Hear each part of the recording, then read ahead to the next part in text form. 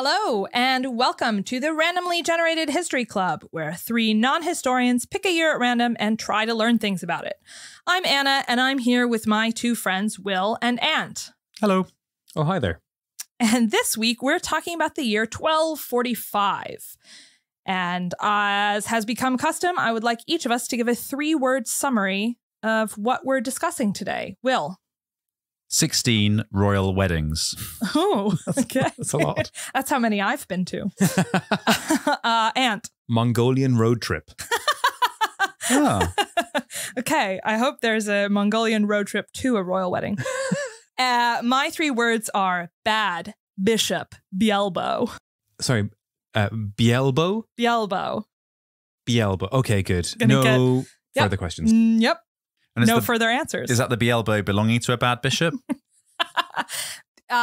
It's a bad bishop and a Bjelbo. Got it. And I guess we'll find out later because that's how this podcast works. That's exactly. In fact, you'll find out right now.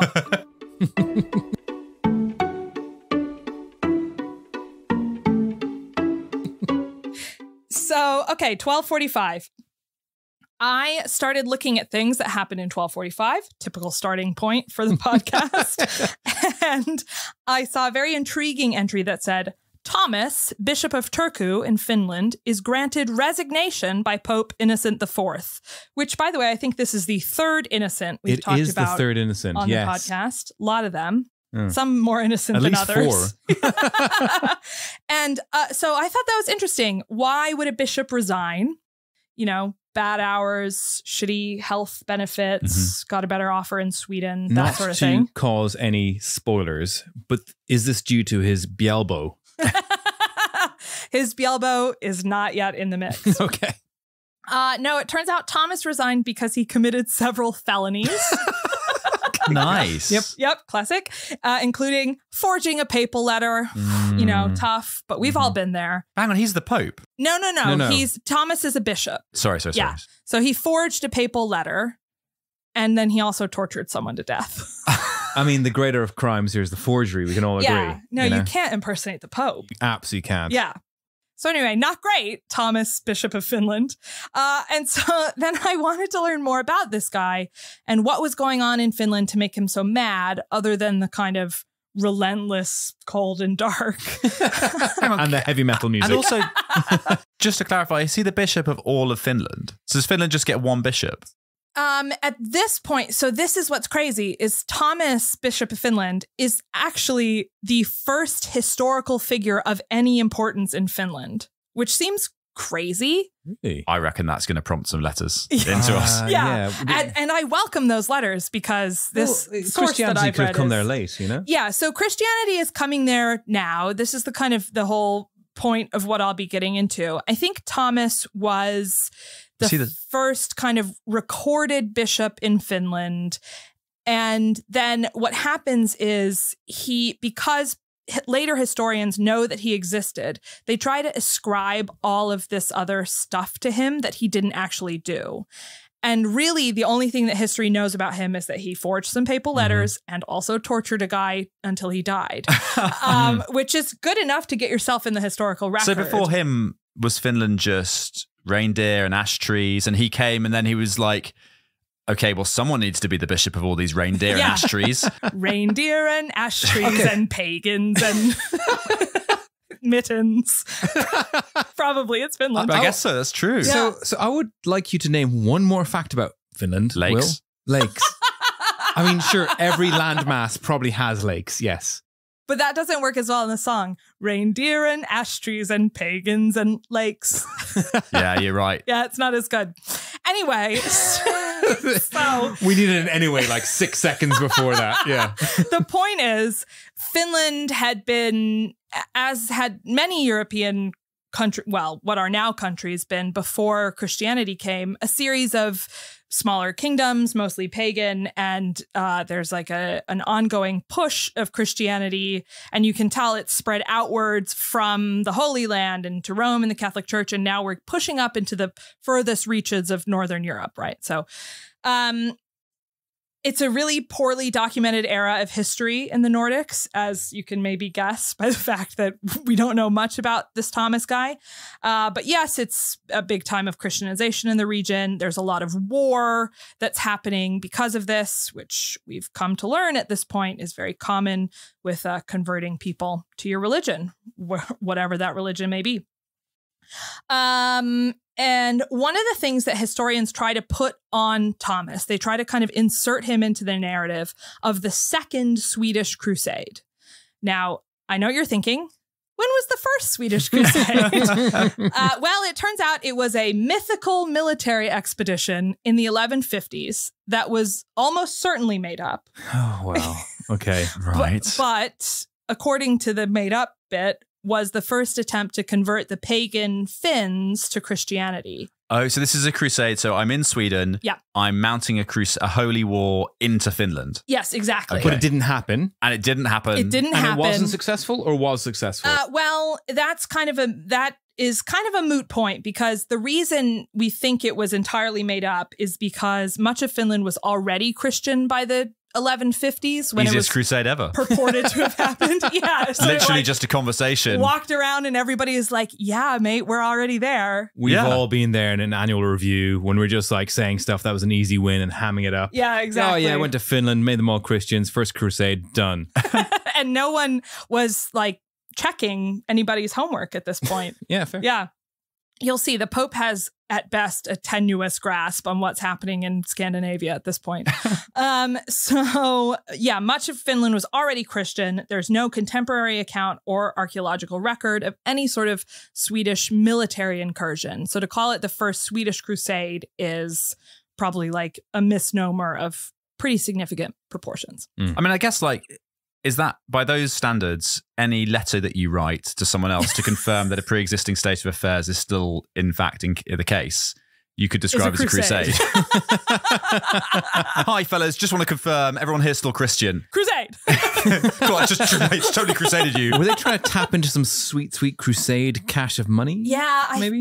Money was in the yeah, mix. it was. Like the papacy's got to be funding all that stuff at that time, right? Sure. Well, the papacy's right in the mix. Although, again, not entirely sure what's going on.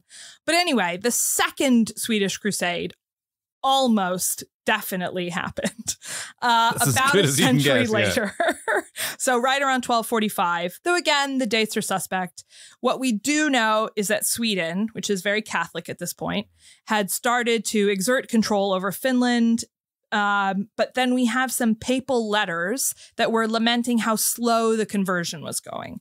So the Pope wanted to sort of speed things up. Let's get these Finns converted. Let's bring them into the territory. They just weren't achieving their KPIs. Yeah, exactly. They hadn't hit their sales targets for the last several quarters. CPIs, I guess, Christian Performance Indicators. I think that's correct. Or Crusade Performance Indicators. Yeah, CPIs, yeah.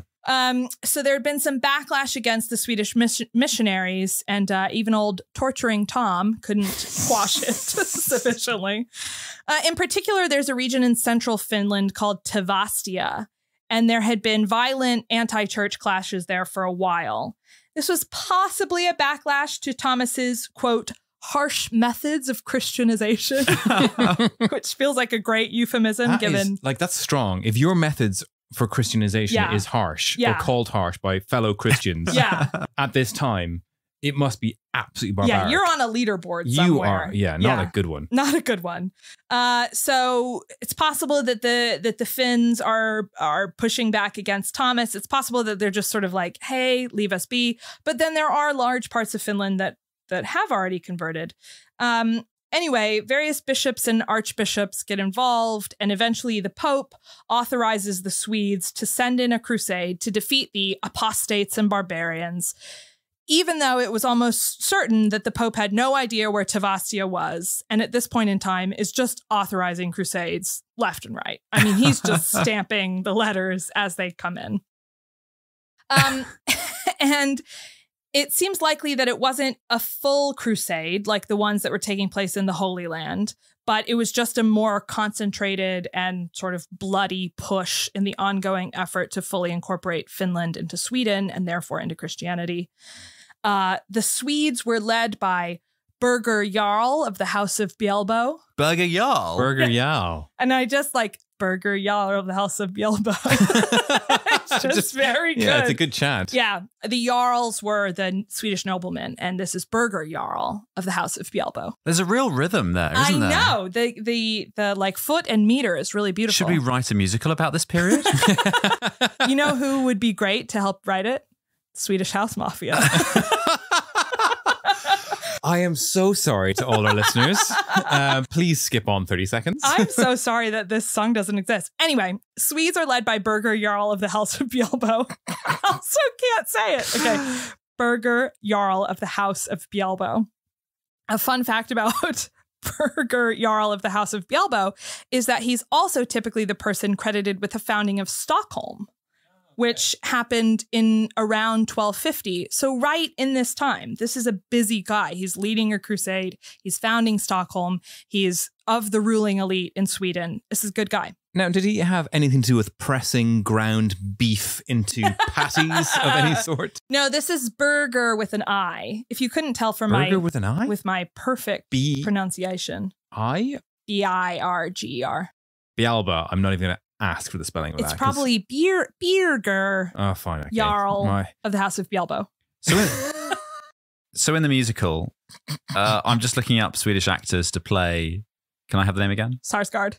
Oh, Burger Jarl of the House of Bjelbo. Yeah, so the critical question is which Skarsgård? So we have Stellan, Alexander, Bill, who I confessed I did not know existed. Bill's the clown in It. He's Pennywise. Oh, no. It's terrifying. Not yeah. Okay. And then Alicia Vikander, end of list. Okay. I think it's Alexander. I think that's the age range we're looking at. Right. Okay. Because there was a king, King Eric, either the 9th or the 11th. I can't remember which way the Roman numerals went. He was the king. Burger Jarl is maybe his son. Burger Jarl is then off in Finland crusading. And so Burger Jarl's son gets the throne instead of him. Yeah. And that son is called Valdemar. And I think that could be... the king who can't be named. Yeah. He who must not be named. It's amazing. That was Swedish. I'm so sorry. Whoa, okay. Anyway, so that isn't even relevant to the story. Unbelievable. Usually our stories are so linear. Anyway, to bring it back to Finland and the Second Swedish Crusade, there's actually not much that's known about the fighting, partially because this period in time is just not well documented, partially because it wasn't a full crusade. So I think there were just some skirmishes over a couple of years. Sorry, Will, no descriptions of battles for you today. But basically, after a couple of years, the situation seems to have calmed itself down enough that the Pope appoints a new bishop to replace Thomas, presumably one that hasn't committed murder, fingers crossed. And Catholics build the first monastery in Finland. And then from 1249 onwards, Tavastia and other parts of Finland are essentially part of Sweden until a later date in which they become not part of Sweden. And you can just stay tuned for whenever that is. And just as a quick postscript, guess what? There's a poem written about it. Yes. And you know that if poetry, especially bad poetry, is involved, I'm going to find the poem and read it to you. And what's funny about this one is that whoever's translated it has done the thing where they make it rhyme in English too, which I always think is so funny and strange, because obviously this was written in Swedish. But this is from something called Eric's Chronicle, which was a propaganda piece written about a century after the Crusade. And I have 3 short excerpts from it that are really good. So here's the first one. King Eric then sent out a call to knights and to their equals all, to peasants and to fighting men, as rulers still do now as then, to notify their men before they send them off to fight a war. So it's that sort of thing, a lot of rhyming couplets. Okay. Yeah. The second one, their friends them followed to the strand to bid farewell and clasp their hand. Many a red mouth was kissed that day that never again was kissed that way. For some never more would each other see. Such can the outcome of such partings be. I feel like they didn't need the second half of that to get the allegory of what was happening there. And then I have one more stanza. Oh, sorry. I'm so sorry. Which is great. The last line of this is particularly choice. They took their banners and went ashore. Fate then favored the Christians more. Their bright shields there and helmets they throughout that country did display. They eager were to try their swords upon the heathen Tavast hordes, which I expect is what occurred. Sorry, the last line is... Yeah, because the poem does this weird thing where it has these rhyming couplets, but then it splits the rhyme in different sort of clauses. So then the next line of the poem rhymes with occurred, but is a completely new thought. Wow, so they wanted to try their swords on those hordes. Yeah. Which was what I expect occurred. Yeah, exactly. Anyway, Eric the Chronicle. He kind of gave up there, didn't he? Yeah. Well, I think we should rate all our tales and all our recounting of history in anyways per minute as segues back to the main course. Yeah, how many times we have to kind of turn it around. I would also just like to say that if you are a board member of the Randomly Generated History Club, I will write you a poem in the style of Eric's Chronicle on the topic of your choice. I'm putting this out there. So last episode, I promised to give you daily affirmations, and now the poetry. Will, what are you bringing to the board members? I don't think any of this scales, and I'm deeply concerned for your time. You're right. When I'm writing 1 million daily, it's not going to work. Yeah, we are coming up on 1 million members of the board. Pretty close. I think that, by last count. Anyway, that is just a little bit of what was going on in Finland and Sweden in 1245.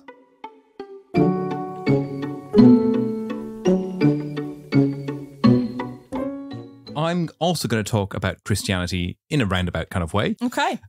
And I want to start off what I've entitled A Mongol Adventure with a quote from the Pope, which is always a good quote to make.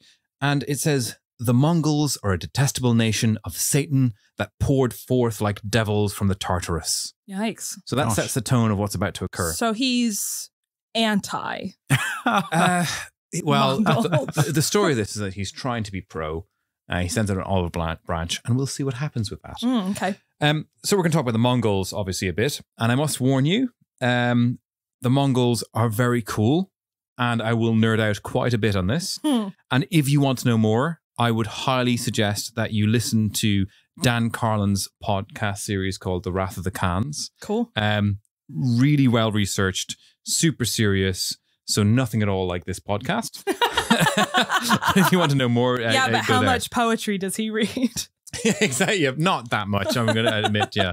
I'm not going to talk about the Mongols specifically exactly, but an event whereby the Pope thought it would be a good idea to send an adventuring party, which I think is what the term is, of priests to kindly ask the Mongols would they consider converting to Christianity. I bet I know what the answer was. Yeah. So can I just try and picture this? So I'm stood upon a hill or a cliff or an elevated position. I'm looking out, enjoying the view. I look down, and if I was to see in, say, the valley below me, an adventuring party of priests. Can you describe what I would be seeing? Okay, one of them's got one of those pointy hats on, like you know, like the bishop type hat. Yep. Right. The other one is like Friar Tuck with the haircut. Right. A tonsure. Excellent priest hat I know. knowledge. Just come at me. I'm on fire. The other one is wearing a cardigan. Cardigan.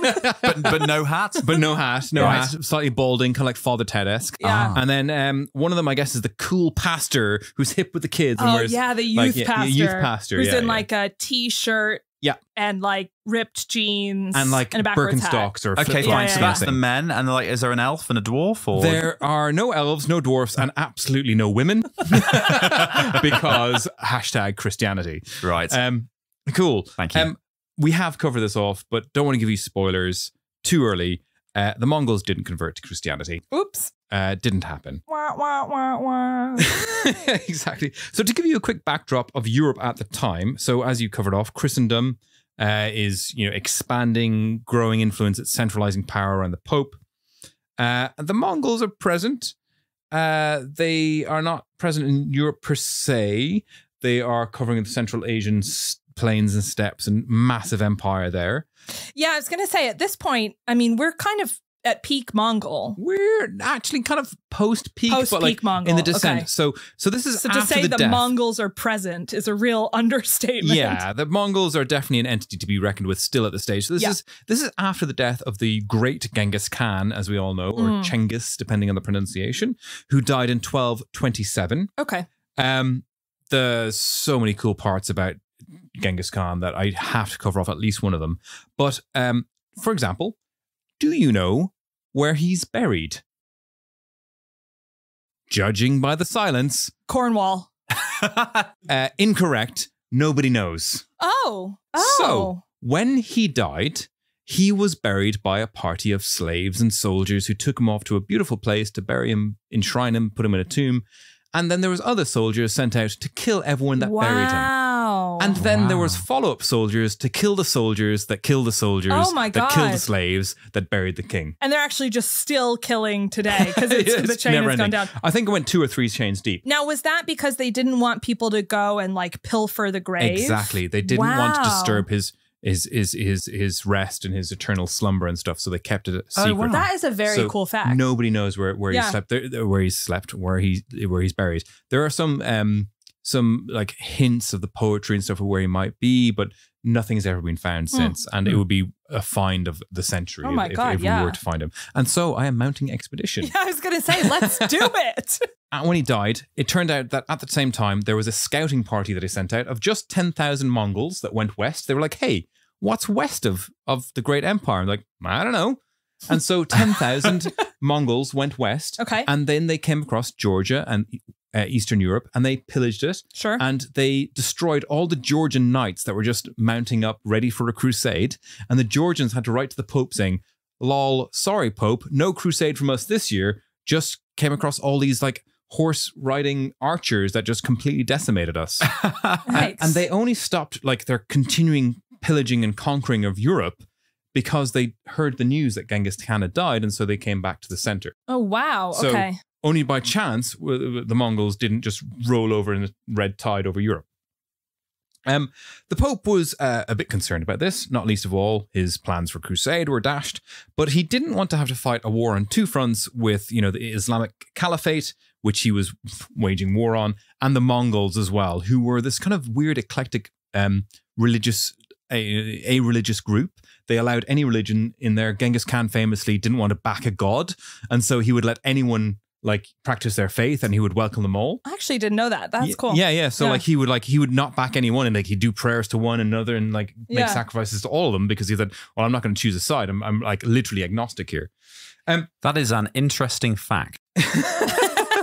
I would also please ask you not to neglect the third front of that war, which is Finland.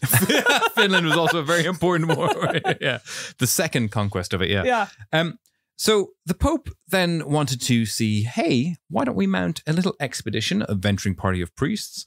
And he turned to his main man, Giovanni di Pian del Carpine. And the idea was, let's send Giovanni to see the new Khan and say, hey, why don't you be a Christian and join us in our Islamic, crusade? The enemy of my enemy is my friend. Exactly, kind of thing. Exactly. Cool. So if we can convert this peoples, we will like have an ally. It's a big win for God. Yeah, massive win.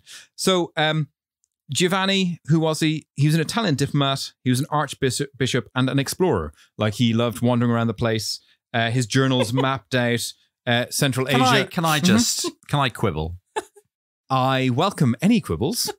If I'm an explorer, do I wander about the place, or do I wander with purpose? With purpose. I think he was serving both masters there. There was wandering and purpose. I mean, you could be a very bad explorer and just sort of do laps around your city. Yeah, true. Interesting as well, just the way that history coincides with itself. He was a contemporary and close friend of Saint Francis of Assisi, who's a prominent sort of saint and Catholic figure. He's famous for many things, talking to animals and that kind of stuff, miracles, etc. Saint Francis. Yeah. And not least of which, he was the first person to create the idea of a nativity play. And he was also the patron saint of many things, including needleworkers. So any needleworkers out there having issues with their darning, just a quick prayer to Saint Francis of Assisi. Toss one up. I despise both those things. Activities. Darning and sainthood? Needlework in general, okay. I do not understand. Okay. And then I certainly don't understand nativity plays. For people that are not viewing this right now, Will is just wearing a piece of fabric sort of draped around himself. Yeah. No needlework to be found. Oh, yeah. It's just a robe. Yeah, loosely it's a tied. poncho, really. So, yeah, Giovanni was charged with this great feat. Can you convert an emperor and an empire to Christianity? And he had with him a letter, and he's from the Pope saying, please be a mate. Yeah. And he went first of all to Old King Wenceslaus. Wenceslaus, that's the one. The king of impronounceable Christmas Carol fame. Sought his counsel, and from there he set out with some companions. His adventuring. There was a dwarf. There's an elf. Wait, hang on. Yeah. I mean, I really want to hear about his companions. So where did he find Wenceslas? Wait, also, I'm sorry. Am I the only person who thought Good King Wenceslas was just made up for the song? He was a good advisor, and Giovanni asked his counsel, and then he said, hey, take these other priests with you. You can get he gave him a translator, and he gave him some other people with him. And so there's a party of them. Stefan, who we mentioned before, absolutely bottles it, gets sick, has to be left behind. Not worth mentioning. Completely Stefan of Bohemia. Stefan of Bohemia. Anyway, he makes it to Kiev, and he comes into contact with one of the sort of uber generals of the western flank of the Mongol Empire, and is a supreme commander, I think is his title. And he had said, hey, I'd love to see your Khan. Please, can I? I said, okay, in order to do that, I need you to pass over these 2 fires that will purify you of any poisons or ill will or ill content. And so they did. They had to actually travel across these, like they put out these fires, and they actually went across them, and like, you know, you got like a coal walk thing. Coal walk type thing. Huh. Yeah, exactly. And then after that, they said, okay, you may proceed and you can see the new Great Khan. So the second part of the journey is extremely arduous and desolate. They travel for 3,000 miles in just over 100 days. Sometimes, wow. It's huge. Sometimes they change their horses up to 7 times per day. Oh, God. Because there's all these sort of nomadic people and all the rest, they're able to exchange their clapped out horses for fresher ones. Just to keep the pace. And they were extremely ill. They used to bind their arms and legs because they're swelling up so much, and they used to tie themselves to the horses. So why were they swelling up so much? Just riding the saddle so hard, so often. Wow. Just like edema in your ankles from the blood. Right. Also coincided with Lent. So, oh God. Yes. Hang on, but could they have just given up comfort for Lent? Well, no. So they actually they ate very little food, drank very little water, and hence why they were so emaciated and had to strap themselves to their horses, because they were like eating just like 2 meals a day kind of thing. Wow. Very, very little meals. So like, yeah, not the best adventuring party, I'd say. They needed a few more bits of lambus bread or whatever. Total madness. Anyway, they eventually, after this 100+ days journey, they eventually arrive at the court of the Khan Guyuk at Karakum in modern-day Mongolia, and presented him with the request, please, like Jesus, Pope's cool, come on our side. After all that time, they could have come up with a more articulate plea, couldn't they? Yeah, I'm sure the letter was pretty honestly official. You could have come up with a cool rap at that point. Yeah, you had 100 days of riding in a saddle. You could like get some beatboxing going or something. Anyway, so Guyuk said, sorry, can't hear you. I need to get all the council of all my tribes and kings and all that kind of stuff to come together to appoint me the official Khan. Yeah. So they had to wait until he gathered about 3,000 to 4,000 rulers, nobility, entourage, coming with presents and gifts and processions and stuff, and like effectively electing him as the proper heir to Genghis Khan's. So they were waiting for ages, absolutely ages, for this all to happen. As you can imagine, getting 4,000 people across the Mongolia 40-50 minutes. 40-50 minutes, it's like, waiting for your Deliveroo kind of thing. Right. But eventually they did it. They're kicking their heels for it. They attended the coronation event, which is like a historical event. And so like taking notes the whole time, hence his journals are very important. And they lived among the people. Eventually, though, when he was elected, they presented him the letter. And they said, here's the letter from the Pope. Please be a Christian. It would be great. He refused. And then he had them draft a letter back to the Pope. And the letter, obviously, the copy that we have is written by their hand, so it must be tamped down from what was actually said. But he demanded that the Pope and all European leaders come to see him and swear allegiance.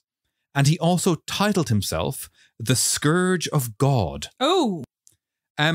Also, This was 20 years after they had set out. Why? Wow. This was 1247 now. And that was when they were able to return back. Hang on. Because you said they covered like 3,000 miles in 100 days. Then and then had they to just kicked kinda it chill. for 19 and a bit Pretty years. much. Yeah. And I just want to say, I don't know how they held onto their cardigans and official hats. Oh, at the that stage. hats, we have to all agree were gone. I'm picturing sort of Tom Cruise in that movie, the samurai one, where he becomes a samurai kind of thing. Yeah. They The probably, Last Samurai. The Last Samurai. Yeah. The Last Or Mongol. Mission Impossible 3. Either or. Basically, he only makes one movie over and over again, right? I can totally picture them like learning like through a montage archery on horseback and stuff. I also just, that is such a hard pivot from I'm a pure agnostic, I don't want to back a god, to the next guy being I am the scourge of God. Yeah, and I highly recommend you read more or listen to Dan Carlin's podcast about the sort of the Mongol Empire, the rise and the fall of it. Is absolutely fascinating how these, you know, they were incredible at waging war and expanding territory, but they needed to keep expanding to feed this beast. And it's when they settled is when they actually sort of started collapsing. Oh, so it's like a shark. If it stops swimming, it dies. It's exactly like a shark. So anyway, they were able to depart. They were forbidden from leaving. So after this letter was written and stuff, they were forbidden from leaving, and hence like the long wait, 20 years. They eventually were able to depart. It was winter when they departed. Oof. And so basically they were crossing Mongolia and the Russian steppes in winter. Sometimes they had to sleep on the snow. It was really arduous. It was probably Lent all over again as well. Just so a had a terrible time. Lent. But they eventually made it back to Lyon, where the Pope at the time was resident. He wasn't in Rome, he was in Lyon. Oh, right. Summer house. With the pretty bad news. You know, Khan says no. Was it the same Pope, though? Because 20 years later, it could have been like a new guy. Did he remember the hits? Was there with you again? No, Giovanni was rewarded for his travels. His journals were like, you know, mapping out the whole continent effectively. They're very important documents. But he became legate to the French King Louis IX, given awards and honors. But actually only because of the hardship of the journeys and living like this, he only survived 5 more years in France and then died. Which, you know, is not a great end to his story, I'm afraid. But he is very, very famous for his, his journals on the Mongols and the Central Asian sort of plains and all that. Yeah, and I think that 20 years with the Mongols was probably invaluable. Invaluable for everyone else, but probably he would be like, I'd like to be home. He probably wanted to get home, but people who later read it were probably like, oh, that's interesting. And in his absence, St. Francis of Assisi was made a saint, and he was just like some guy that was on an adventure somewhere. Yeah. Not the greatest of adventures, I guess. And he didn't even get a Christmas carol. No Christmas carol. Yeah, so that's the conclusion of 1245, A Mongol Adventure. Fascinating. Yeah. I think Mary-Kate and Ashley were in A Mongol Adventure. One of their direct-to-video movies in the 90s. I saw that. Yeah, it's one of the good ones. I've got it downstairs on VHS. Oh, let's watch it after Yeah, we this. should do. Okay. Well, hurry up and tell your story then so we can go watch. Okay, so I'm going to tell the story of the history of Westminster Abbey. Oh, so you're back in the UK. You're back in Britain. Yeah, but I'm not, there's no one fighting. There's no spearmen charging each other. I'm relieved. There is some violence, actually. Few. Yeah, I actually deliberately inserted the violence in. I could have opted out. Anyway, we'll come to that. Okay, so Westminster Abbey is... first of all, it's quite interestingly, it's formally titled the Collegiate Church of St. Peter at Westminster. Okay. And is for listeners outside the UK, it's one of the UK's most notable religious buildings. It's the traditional place of coronation of kings and queens. And if you're watching something like a royal wedding or a coronation on TV, like that's the place that is happening, and that is the church you're seeing people come out of or be crowned inside. And since the coronation of William the Conqueror in 1066, every single coronation of English and then later British monarchs has occurred in Westminster Abbey. Wow. And a total of 16 royal weddings has occurred at the Abbey since 1100. It's also the burial site of more than 3,000 prominent British people over the years, including 16 monarchs, 8 prime ministers, and poet laureates, actors, scientists, military leaders, all that kind of thing. Have you reserved your place? Podcasters? No, my place is guaranteed by the way I live my life, Anna. And can you guess the first person to occupy what is now the Abbey's Poets' Corner? Ooh. Chaucer? I'm going to say it's still empty because they don't recognize poetry as a valid form of art. It is a valid form of art, and the answer is Chaucer. Yay! Correct. Well done. In the year 1400. The recorded origins of the Abbey date to the 960s, or the early 970s, when St. Dunstan and King Edgar installed what? Classic. Dunstan and Edgar. What did they install? Well, they installed a community of Benedictine monks on the site. So, and I don't know what that means. It's not really like, I can't imagine what it is physically to install monks in a place. It's not like, they're not like windows, are they? No, you weirdly have to like bolt down their feet. Yeah, double-glazed monks. Yeah. Right? I don't understand the word, anyway, like it seems to be the verb that you're supposed to use for monks.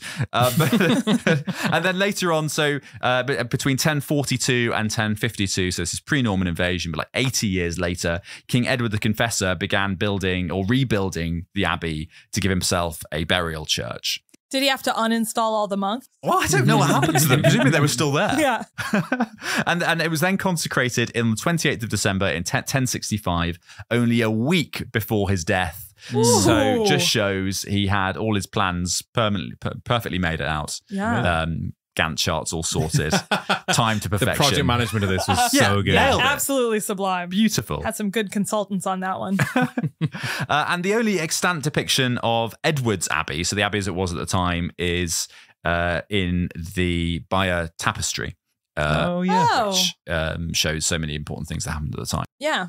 And then much, much later in 1245, which is the year we're interested in, construction of what is now the present church began. Okay. So you wouldn't really recognize the church as it was before then. And that was started by Henry III, who selected the site for his burial. So there's a kind of like pharaonic thing here where, pharaonic, is that a word? Yeah. Pharaonic. Yeah, absolutely. What does pharaonic of or mean? pertaining to the pharaohs? Yeah. That is a new word for me. Yeah. Yeah. Right. Good. Sorry. It's possibly a new word for history, but no, I think that exists. Yeah, okay. Yeah. And so they all wanted a place to be buried, and so they had the place sort of revamped. And construction then went on from 1245 to about 1269. And nice. Yeah, so about 25 years worth of work. And then what's now the Abbey's two iconic western towers. So the things that you would recognize today as you look at the thing were then started way later, so nearly 500 years later, between 1722 and 1745. And you will speak not another word of them. Yeah. We don't care about those. Yeah. And they were made from Portland stone, and they are the thing you can recognize today. Then even more recently, to elaborate on the history of Westminster Abbey. Oh my God, you are tempting If you start fate. talking about Kate Middleton. You are taunting the random number generator. Yeah. No. And Kate Middleton. And Kate Middleton will not be and impressed. no one's ever actually seen them in the same Kate room at the is same time. Famously an honorary board member. I'm just saying that right now. That's a fact. I think that violates GDPR. I'll send her an email after. It'll be fine. But that is Opt in for true. consent. And we do officially have Kate Middleton's endorsements. So much, much more recently, some interesting stuff happened at the Abbey. So in 1914, a bomb was planted inside the Abbey, which then exploded. Oh. And it had As bombs tend to do. They can do. Yeah. Very dangerous to plant something like a bomb. Could you install a bomb like you install a monk? I don't know. I suppose you could. Yeah. Who planted the bomb? Well, so we'll come to this in a moment. So it exploded. About 90 people were in the building at the time, but luckily not really. No one was seriously hurt, even though it was packed with nuts and bolts and things to act as shrapnel. Oh, sorry. So I thought you meant the Abbey was packed with nuts and bolts. I was like, that's a rude way to talk about the people. Yeah. So the bomb, it was like a proper effort to hurt people. So can you guess, 1914, can you guess who would have planted this bomb? Irish Republicans. Okay, decent guess. Or I think the Livonian Brotherhood of the Sword. Come again? I say again, what? We don't talk with them on this podcast in case they come for us. Is it anything to do with like World War One? Is there anything? So Ed Sheeran fans. Ed Sheeran fans, another option. They are a violent, violent bunch. So the answer is the suffragettes. Wow. The Women's Social and Political Union planted it, and it was a part of a campaign of bombing and arson attacks that were carried out by the suffragettes nationwide between 1912 and 1914. Wait, hang on. Did women not have the vote here by then? No. I thought you were earlier than that. No, it was just after this. I also didn't know that they were violent. I thought they were like non-violent and non-bomby. Well, you're learning things in the history podcast. Of which you are a co-host. Yeah. Fair one. You got me. Really caught you out there with a fact. You did. I hate learning. And churches, it turns out, were a particular target of that campaign because they believed that the Church of England was complicit in reinforcing opposition to women's suffrage. And 32 churches were attacked nationwide between 1913 and 1914. 32. Wow. And shortly after this, they then found and defused a bomb in St. Paul's Cathedral, which is for non-British listeners, sort of the other major place in of worship in Christianity in London. So anyway, that was the attack in 1914, and that bomb ended up blowing off the corner of the coronation chair, and also caused the stone of Scone to break in half, which was the famous and somewhat spiritually important, one could argue, stone on which former Scottish kings were crowned, which was brought down to Westminster Abbey. Can you give us that name again? The Stoner's Scone. Sorry. The Stone of Scone. Oh, okay. Pronounced scone. Spelt scone. Pronounced Scone. Pronounced Scone. Okay, interesting. And that wasn't discovered until 1950, when rather famously 4 Scottish nationalists broke into the church to steal it and found that it was actually broken from that explosion in 1914 from the suffragettes. So there you are. That is the history of Westminster Abbey, and in its current form, it was the construction of it was started in 1245. That is pretty cool. I mean, I'll allow everything you just said because it was very interesting, but consider this a warning. Yeah. How many warnings? I think you're at a warning each at this stage. Yeah, I think we're each at a warning. I think I'm warning free. Oh. I think I don't have a warning yet. Yeah, warning rejected. Warning rejected. Yeah, 100%. No, that was great. Yeah, that was very cool. There you are. Well, I guess that's 12:45.